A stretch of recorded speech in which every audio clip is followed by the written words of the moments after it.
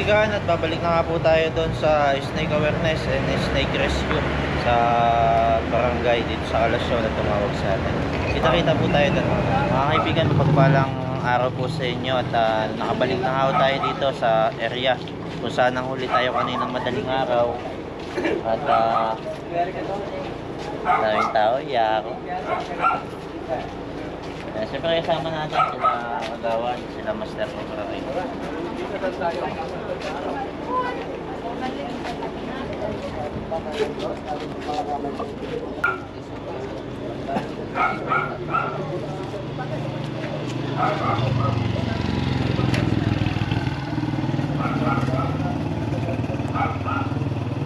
Isang araw po. Ayan mga kaibigan, at natay-antay lang natin yung taga Metro. At dito sa pag-iresyon natin mga kaibigan, ayan natin kagabi na meron nakabuhol. Kaya kailangan natin mag-ingat mga kaibigan. Mag-ingat tayo mga kaibigan.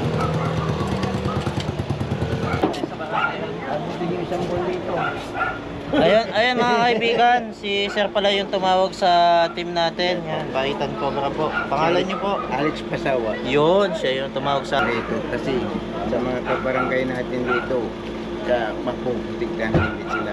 Kung makakapunta sila rito, makakapasok sila. Hindi sila masyadong delikado. Tama, ayun. Ayun mga kaibigan, at maghahanap po muli tayo. Kagabi nakakuha tayo ng isang Philippine Cobra at isang ahas tulog. So ngayon baka sakaling tayo ay makakita pa ng posible na mga kasamahan po nitong ating mga nahuling ahas. Siyempre kasama natin si Master Cobra King, nainom lang ng vitamins mga kaibigan. Hi, magandang araw po. Kailangan to eh.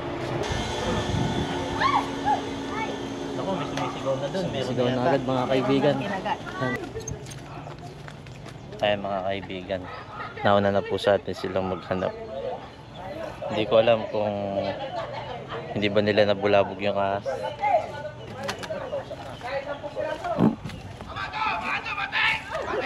May sumisigaw na doon. Ito pala yung mga taga MDRRMO, saka si Sir James. Sa MDRRMO din po kayo. Yan, MDRRMO din po. Bahitan ko po. Yan, sila po yung puhuli nung makikita nating ahas mga kaibigan. Sila po yung pag-surrenderan natin. Tama po sa amin sa inyo namin. Tapos dadali namin sa Menro. Oo, tapos dadali naman nila sa Menro para si Menro na yung bahala. May idea na po ba kayo sa sa paghuli ng ahas? Hindi po masyado. Hindi pa po masyado. Pero minsan naguhuli din. Kaya Ayun. hindi po masyadong. Paano nyo po hinuhuli yung ahas in case na makita nyo po? Sa experience ko po dito, hindi pa naman ako muhuli ng cobra. Puro sawa pa lang po.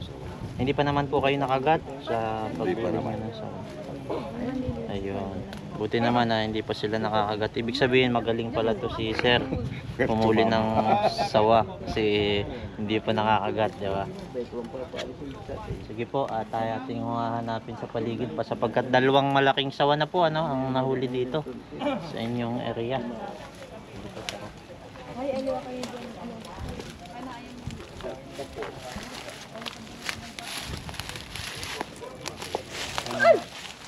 Ay, may sumigaw na. Hala. Ay mga kaibigan, makapansin nyo po may mga tao na po doon. Yan. Kaya sigurado wala na din yung ahas kasi nabulabog na nila. Dito tayo.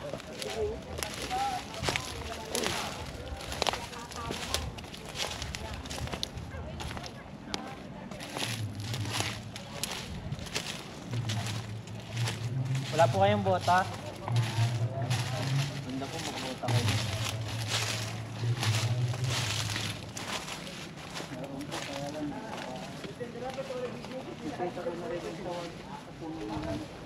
Pakitukan nyo nga po sa akin kung saan nyo nakita para baka andun pa. Ah, matagal mo. Ah.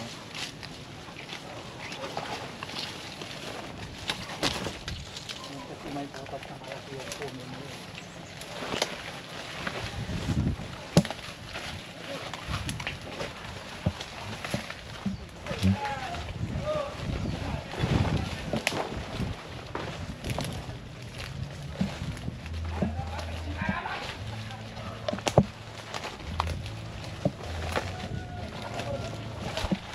Ay, dito nyo po nakita. May butas dito mga kaibigan. Ay. Ha? May butas po dyan.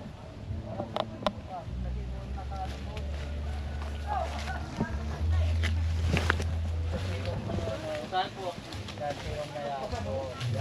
Dito. Tapos ano pong ginawa nyo nung nakita nyo po? Wala. Pinabayaan ko lang. Kami sa bidalaw. Yan mo.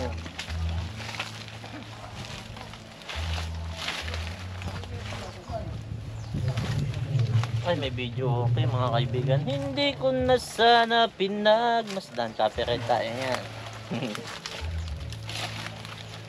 Ang iyong ganda. Meron po.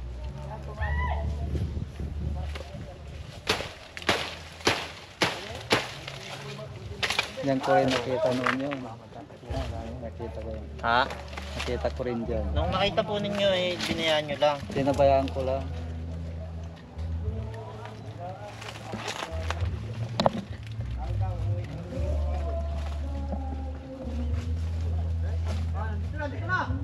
Sino?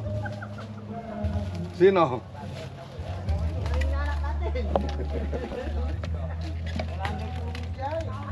Ay, butas dyan. Kailangan po natin dyan ng ano, panghukay.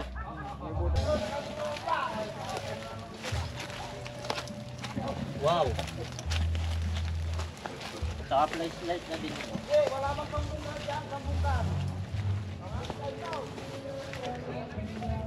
Pwede na ka?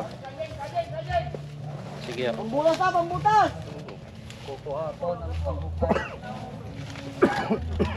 Putol ang mangga.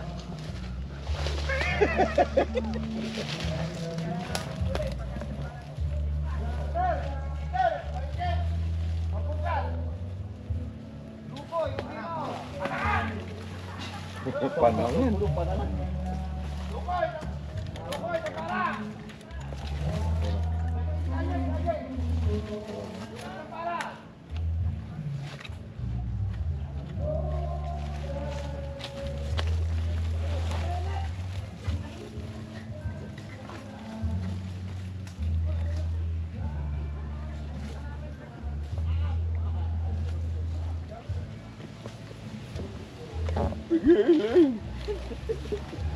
Kawawa naman na yung kumakanta na.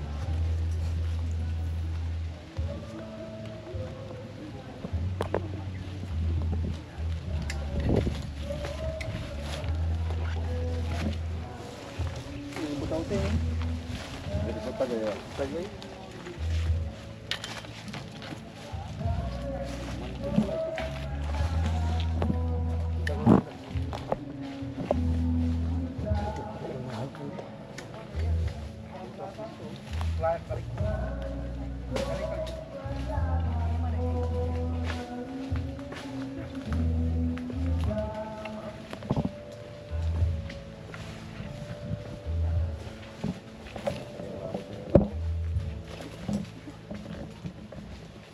Sakay mong upo. Pagdali.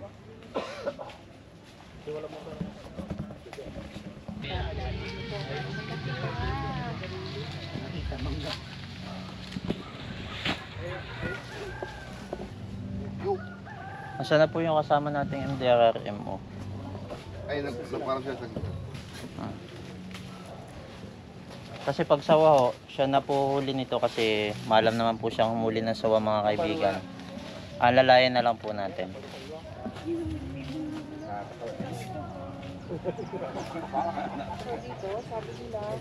Kajing, pala kajing, pala. Yung pa, Jay! Yung pala. Pala. Hey, para ka dyan. Ano, yung tuturugon, nani? Hey, para ka dyan. Hey, para ka dyan. Para. Hey, para. Sila, buka mo na. Hindi ko pwedeng isama. Tanso sang kakasalamit barangay. Ay, wala po kayong bota. Baka biglang lumabas yung ahas. Makagat po kayo. Ito na lang po nakabota. Yun po yung ano. Oo. Ako na lang. Yung nakabota po kasi pag biglang lumabas yung cobra, kumakagat po yun sa paa. Eh pag nakabota hindi naman po kayo tatalaban. Yan, si Kagawad, napalaban na.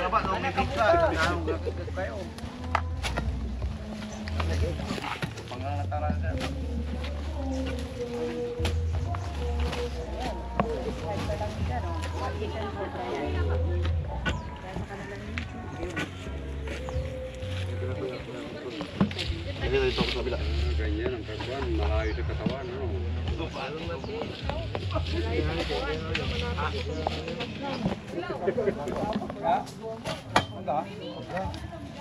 Para. Diyan nga po yung labas niya.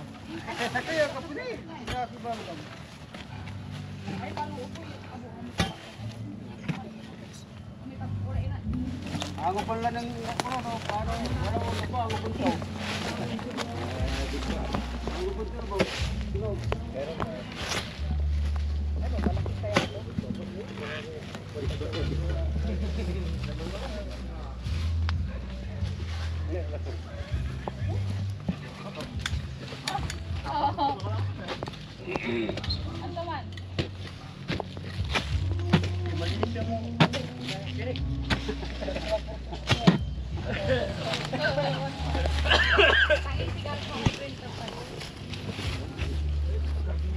Sabi mo ay printer tayo. Abi mo may laptop di man ta kailangan ba? Kung ayos ka ba? Balik bro, yun alam mo. Tani tawag mo na. Kaya matalo ni. Kubrang guma. Kubra. Pinasa na eh. Kubra, kubrang guma.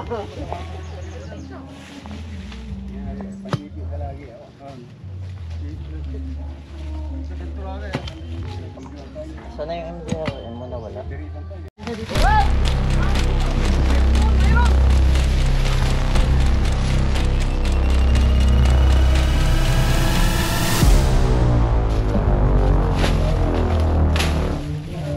Ayan, update lang po mga kaibigan. Ito yung isa. Ito.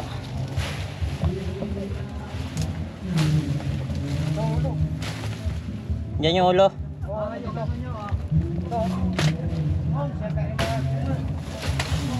Ito.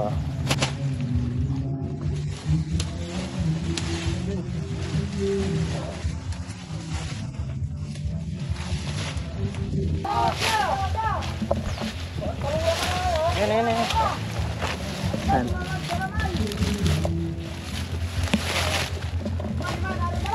Pala mga kaibigan, may isa lamang BRS brown rat snake.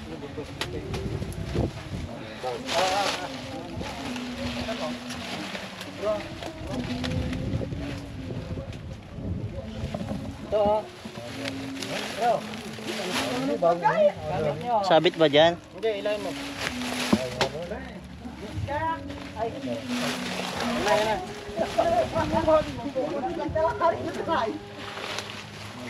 Balik mo, wali pa ako katulaman. Uy. Sirman.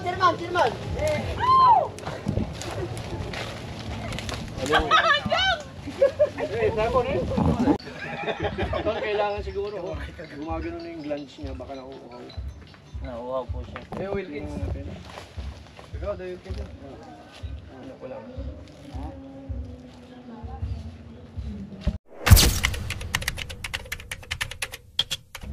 Gumagalaw. Ay, hindi. Busog siya. Busog. Gumagalaw yung glands niya. Gusto ito lukin. Oh, kakain. Wow, may inom siya. Kasi gumagalaw yung glands. Dito yung Brian. Gusto na absolute. Coke syrup. Kailangan si Carding puyo-puyo ko mo. Singa ulo. Pag lumaki yan, parang ano, Siguro kailangan mo sasabi ng ano, sawa. Hindi. Split ka. Lagay dyan. Doon tayo sa ano? Take awareness tayo. Yes, take awareness po tayo. Kuya! Ito si Kuya. Kuya! Take awareness tayo doon sa labas. Yan, pag po naman ng venomous, kahit po naman kami Paano yung sila yung gamitin mga natin. taga-DRRMO? Pasang kamay. Wala pa sila dito, mamaya pag dito na sila. Oo, tuturuan natin kayong humawak ng ahas. Kagawa yung, kayo yun. Tara na. Oh, nawala yung dalawang magilas dating MDR rin. Flashlight.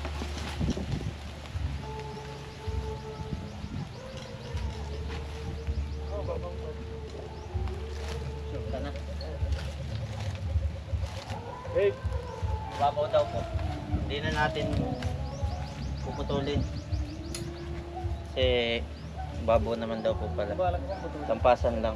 Hindi, sana kung may patas siya, puputasan natin para makita kung wala. Wala naman pala talaga. copyright yung boses. Tara! Copyright mga kaibigan, tara na. Hindi, ano yung babasa dyan? Ayan mga kaibigan, may sinasabi si mga ano po yun ma'am, sinasabi niyo. Mayroong part dito sa Norcia na talagang marami. Kasi sinasabi nila noon pa na talagang meron kasing ano doon, yung kulungan ng baboy. Abandoned na yon. Eh, ang ginawa doon, yung mga kain ng baboy, excuse me, talagang doon yung disposituhan nun, bali, abandoned na kasi, kaya doon nag-stay yung mga ahas. Malapit lang po dito yun. Yes, yung binanan natin doon, sa may bukiran, doon mismo. Okay po, diretso muna tayo ng barangay snake awareness, tapos ako nag-snake awareness. Sama po tayo ng dalawa, talon natin. Wala po. Kasi po na lang tayo. Tama lang po tayo. Ayan mga kaibigan, kita-kita ho tayo doon sa snake awareness. Mga kaibigan, kasama natin dito ang Negro. Ayan. Yes. Nakita niyo, ang gwapo.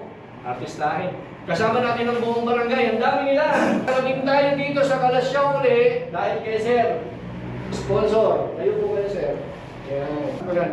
Binabati ko yung mga kapatid ko sa abroad Ayan. na nandito kami na tinitinan namin yung mga sawa doon sa bahay. Kasi ba namin nakikita si Australia. Kaya nung napalitan kong ganun, kaya pinatawag ko itong mga Cobra King. Kaya ako'y nagpapasalamat na dito sila na naghahanap. Parang medyo mawala sila ng kaba sa mga papunta nila doon sa bahay o ano. Saka yung mga nakatira, hindi sila natatakot. Yan lang ang masasabi ko. Okay, thank you. Continue natin snake awareness. Medyo mini snake awareness lang to, pero ito natin. Yun po, different snakes in the Philippines. Ito po, pamahin na yung different snakes in the Philippines. Go! Philippine Cobra, venomous. Yung Philippine Cobra may neurotoxin. Pag nakagat ka niyan, ang trabaho ng neurotoxin, sirain yung utak mo. Pag nasira yung utak mo, hindi na siya makakapag-command sa puso mo kasi yung utak natin ang nagko-command sa lahat eh. So pag na-paralyze yung utak mo, maghihinto yung tibok ng puso, paggilos ng kidney, lahat-lahat.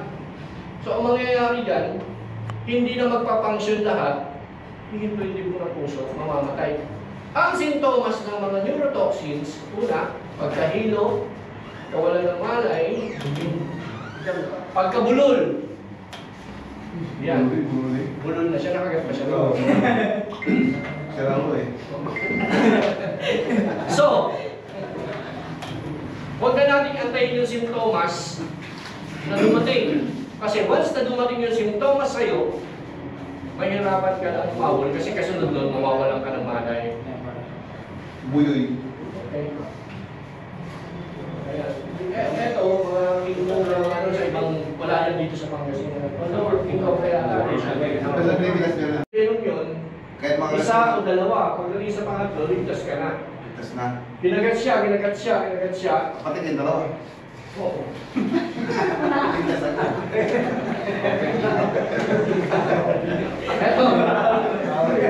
Ito, venomous yan. Ito, pit viper. Pag nakagat ka nito, wala naman yata dito isa. Meron ba dito dito? Tingnan yung kamay ko. Nakakita ka nito. Pag nakagat kayo nito, hemotoxin naman yan eh.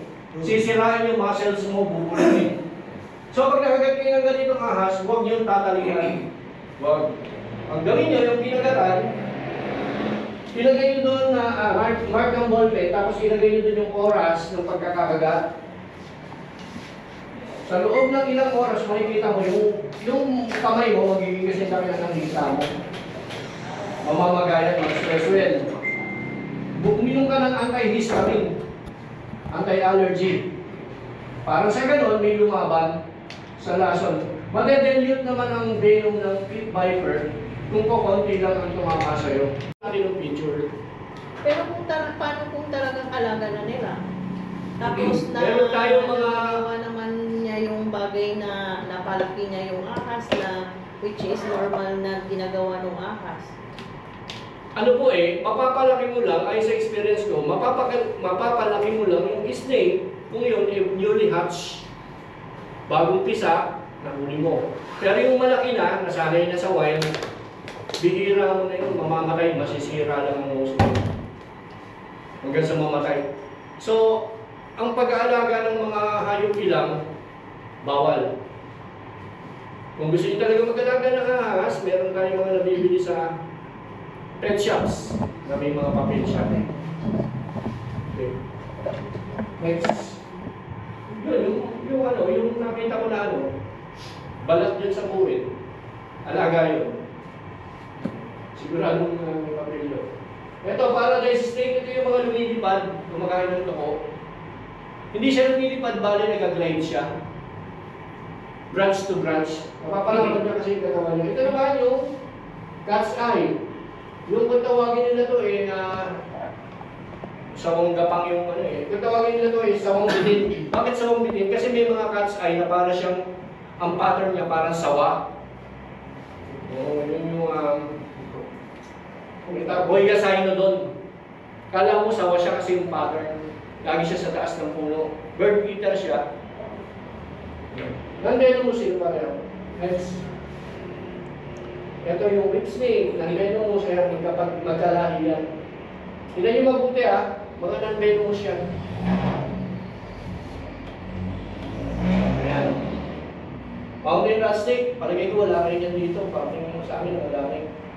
Ang lalaki nito parang banakon to Parang king cobra pero hindi siya king cobra. Lumalaki ito ng mga 2 lipa, 3 haba. Ito naman yung green rat snake, yung kala mo nasa mangga, kala mo sombrero siya. Nagkulay brown ang dulo ng buto. Non-venomous sila pareho. Ay, marami kayo nito. Marami sa fish pan nito. Sino dito naglalaro sa fish pan? Ito, marami sa fish pan. O yan, marami yan. Yung kumakain ng mga similya ng bangus. Naahas. May lupot kan. Tawag dito sa inyo Singalipong. Lipag. Ano yan? Lipong. Lipag. Walang kamandag yan. Sa paisdaan. Oo, sa paisdaan. Marami Big glass tawag din yan. Maitim. Oo, malitim na maliliit lang na ganyan. Big glass tawag doon. Ang kinakain niyan, isda. Paisdaan niya. Big glass. Ayan. Sabi kasi nila, kaya meron ako nito, yung venom daw, kasi alam mo, tao, maraming mga lalo yung mga matatanda Yung venom daw, pag nakagat ka daw, hindi ka mamamatay. Mamamatay ka daw pag natusok ka ng dila. Kalukuhan yun. Kasi yung venom, nandito, dumadaan sa pangil na may special group na ito ay pwede niyang idura. Pwede niyang spit. Diyan talaga nagagaling sa pangil.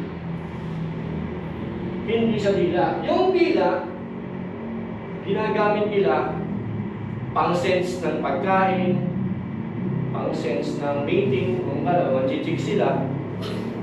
sa airwaves, maamoy nila sa pamamagitan ng dila, yung chicks, gusto nila pupunta. Wala silang tenga, kaya special na organ nila ang dila. Kaya meron tayo niyan.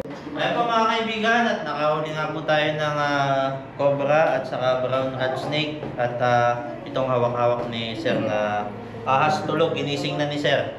Mga kaibigan, kaya na natulog ulit. Yan. Ayun, at yun po, siyempre kasama natin yung taga Metro, si Sir Baitan Cobra po.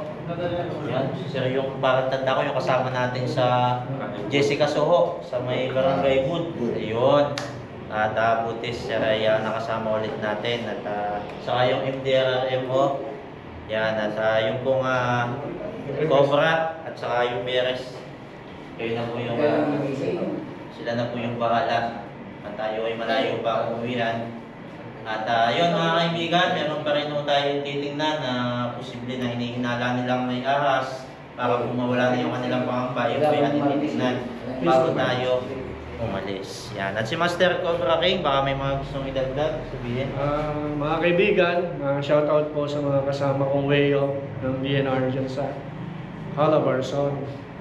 Sir, siya po yung nag-invite sa Siya po amin. yung nag-sponsor ng transportation na budget natin para makarating ulit dito.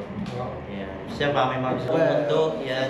Yung babating ko yung mga kapatid ko sa Amerika. Yan.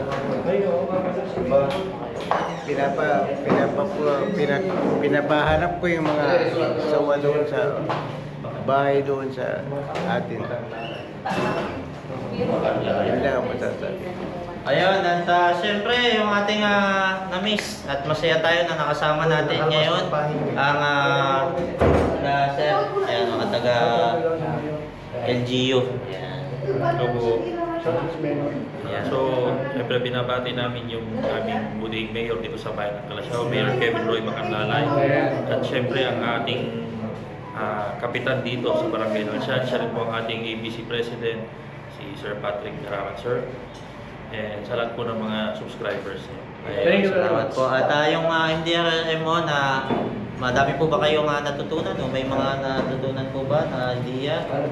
Salamat po sa mga naituro nyo sa amin. Sana huwag namin paggamit. Oo, kasi kapag nagamit namin ito, delikado. Di ba? May problema tayo pagkakaroon. Pero salamat pa rin dahil nagturo kayo sa amin.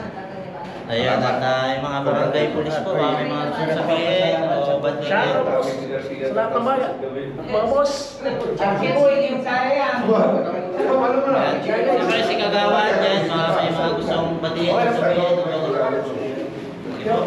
Ayan. Pasandahan niyo ako sa kawanan. Ayan mga kaibigan, at may dami pa po tayong pupuntahan. Yung gusto sumama doon o ma-notify, huwag kalimutan i-click yung subscribe niya sa baba sa kayo. Salamat po sa panonood. Kita-kita tayo sa mga videos.